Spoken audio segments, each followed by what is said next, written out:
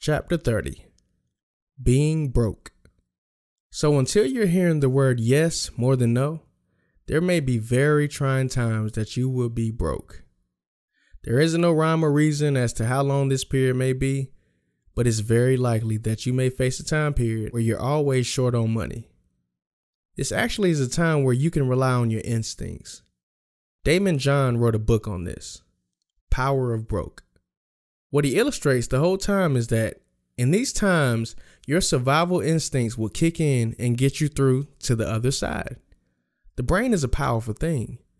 When matched along with whatever else that you scientifically have inside of you and the internal desire, it sees you through. This is the time when your back is against the wall, and that wall might even have spikes in it. So you have no choice but to stick and move out of it. You will come up with ways to make it happen. I think these are the best times because of desperation. At this time, when you have no choice to do the logical things that you already tried, you get to try things that are illogical to what you once thought. When I started driving for Uber while in the midst of my journey, that was illogical for me at first. I thought, I can't become a damn Uber driver. I thought it was beneath me. I found out that type of thinking was just my pride. There was nothing wrong with being an Uber driver, especially because it's a means to an end for me. And now that I decided to do it, I might even be doing it for a lot longer than I originally thought. I learned that driving for Uber for just one Friday and one Saturday out of a month, you can pretty much pay your whole car note. It's literally 2 days, so why not?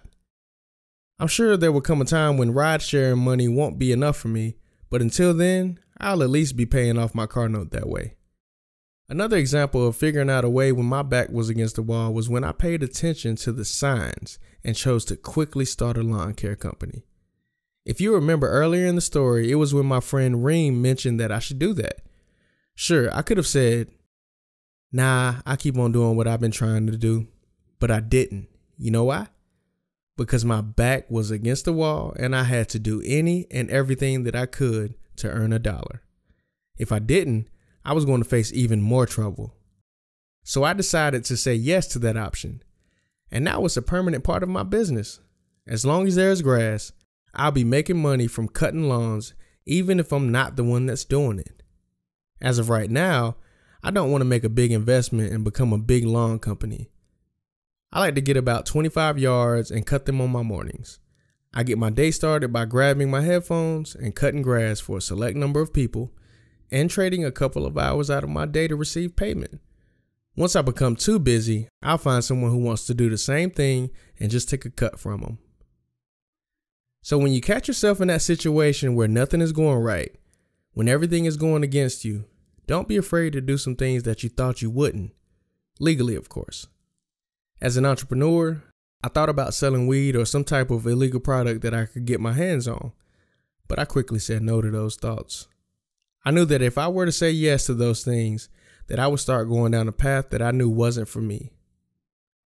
But when you're at your lowest, you'll start to see some opportunities that you might not have seen when you were up. That actually trains you for the future. It humbles you.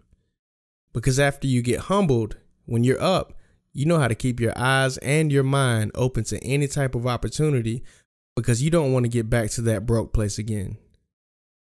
That's how being broke defines your success, your future, and humbles you for greatness.